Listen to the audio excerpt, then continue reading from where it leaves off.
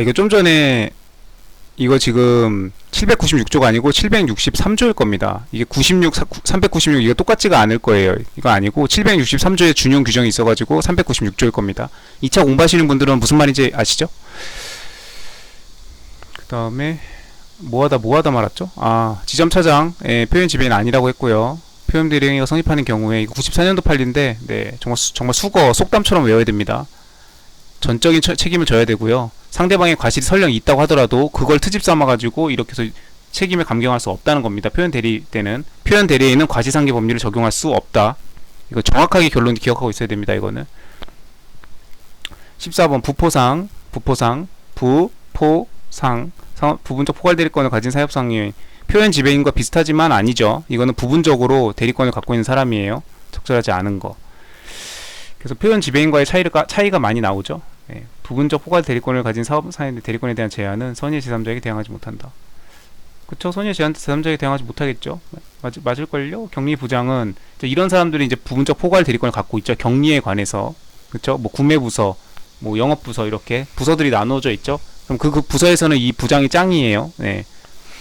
채무의 보증 등 채무 부담 행위에 대하여 특별히 속건 없는 한 이건 대리권이 없죠. 그쵸? 채무 부담 행위를 할 수가 없죠. 네, 지배인이 멋대로 지배인도 마찬가지예요. 멋대로 뭐 이렇게 대출을 받고 이러는 건 안 되죠. 네.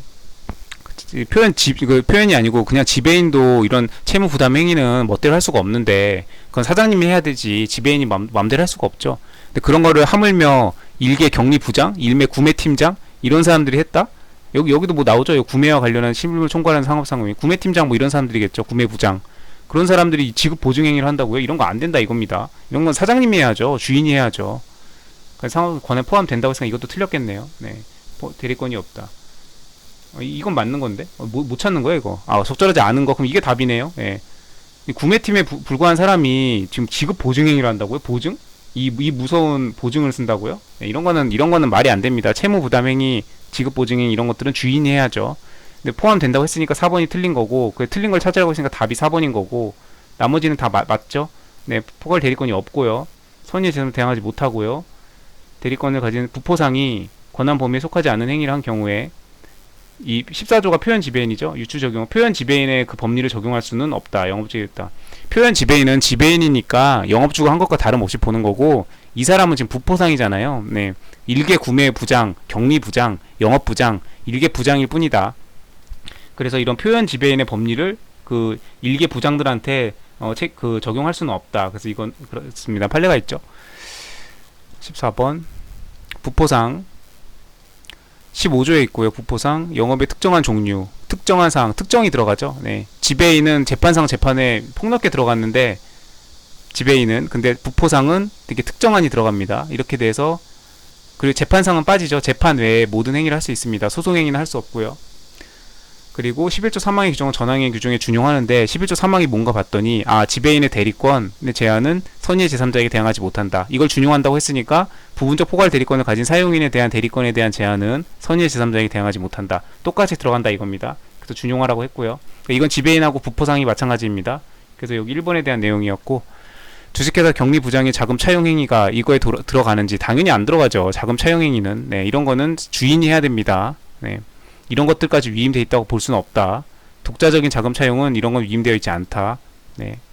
그 다음에 오인될 만한 이렇게 명칭을 사용했더라도 이건 부포상이잖아요. 이거는 표현 지배인에 관한 법리가 적용되지 않습니다. 아까 표현 대리에는 과시상계의 법리가 유추 적용되지 않는다고 했죠.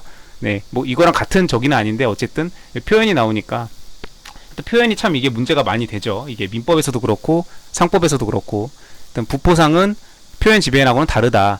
이 표현 지배인은 영업주를 대신해서 모든 걸 하는 사람이고 부포상은 구매팀장, 구매부장, 뭐 영업부장 이렇게 일개 적일 뿐이다.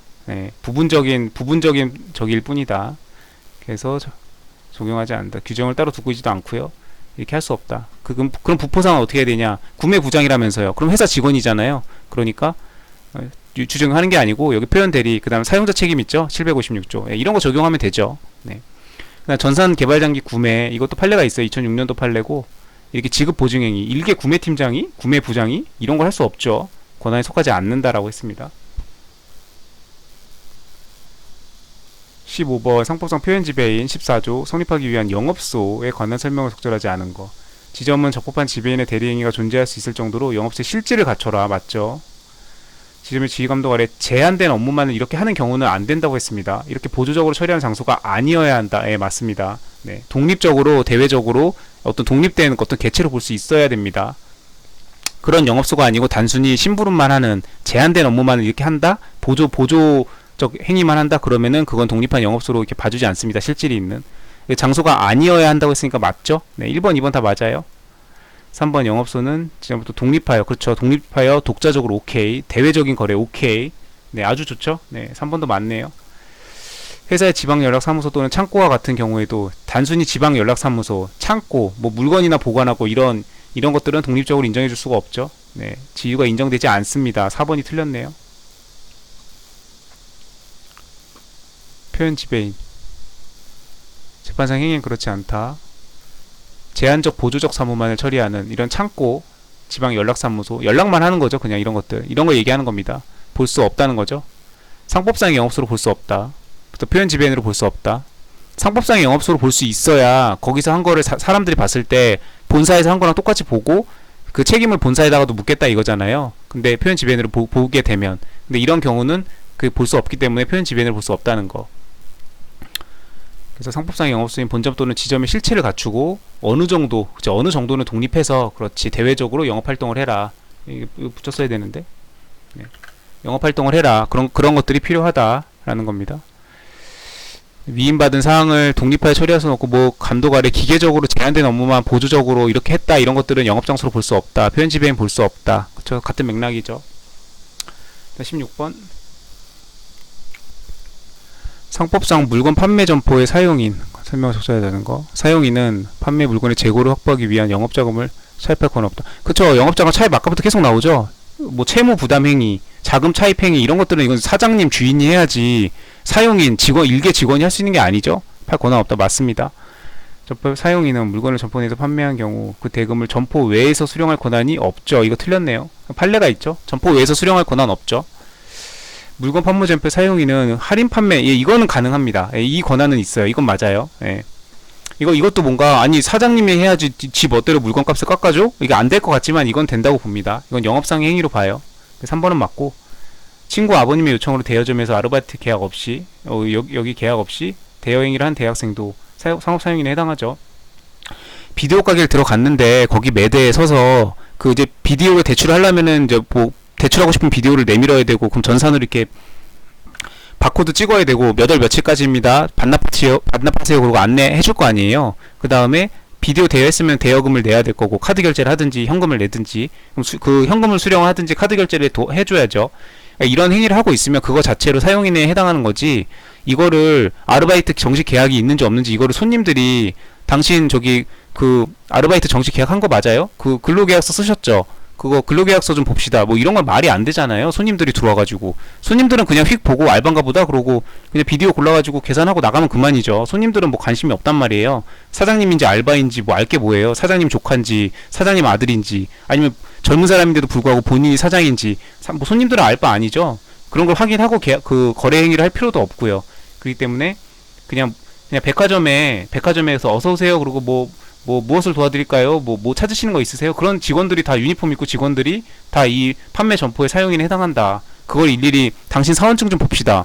뭐 정상적인 그 근로계약 했어요? 근로계약서 좀 봅시다. 이거 말이 안 되죠. 네, 그 얘기 하는 겁니다. 당연한 얘기죠.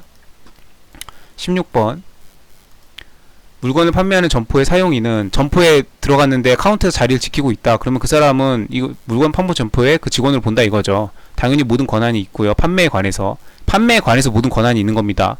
뜬금없이 무슨 자금을 차입하고 대출받고 이러면 안 되죠. 네, 말도 안 되는 거고. 14조 2항의 규정은 전항에 이때 준용한답니다. 그럼 14조 2항이 뭔가 봤더니 표현 지배인에서 상대방이 악의인 경우에 적용하지 않는답니다. 네, 표현을 인정하지 않는다는 거죠. 네, 그러니까 상대방이 알고 있으면 적용하지 않는다.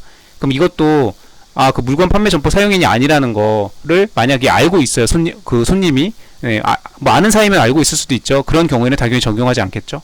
보호할 필요가 없으니까. 그 다음에 물품 대금의 성금을 받으기 70년대 판례인데 점포 밖에서 뭐 이렇게 했나봐요. 그래서 이런 거는 받을 권리가 없다. 그렇게 해서 회사는